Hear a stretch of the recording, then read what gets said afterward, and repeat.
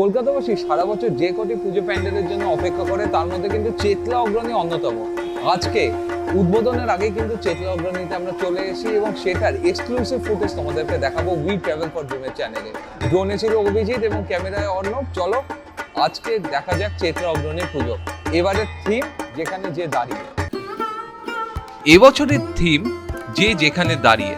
মণ্ডপের প্রাঙ্গণে ঢোকার সাথে সাথেই দেখা যাবে মোরগ লড়াইয়ের একটি স্ট্যাচু।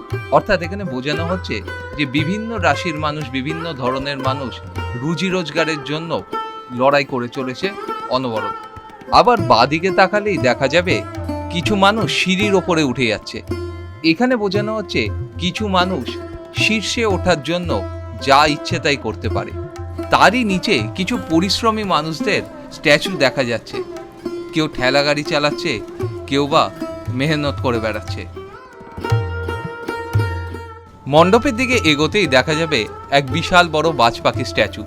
এই বাজ পাখিটি কিন্তু ওপর থেকে সবাইকে দেখছে কে কি কাজ করছে।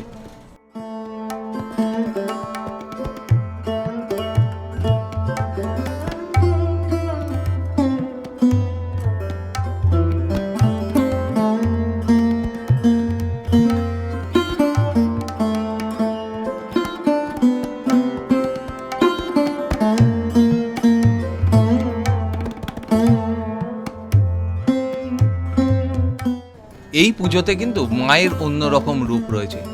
বিশেষ করে অসুরের এইখানে সন্ন্যাসীর রূপ রয়েছে।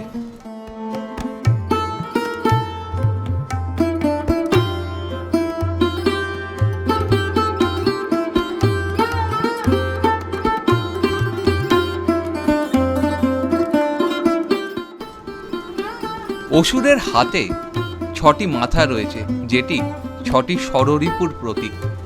অসুরের হাতে 6টি মাথা রয়েছে, যেটি 6টি ষড়রিপুর প্রতীক। আজকের ভিডিওটা যদি তোমাদের ভালো লাগে তাহলে লাইক, শেয়ার, কমেন্ট করো এবং সাবস্ক্রাইব করে পাশে থেকো।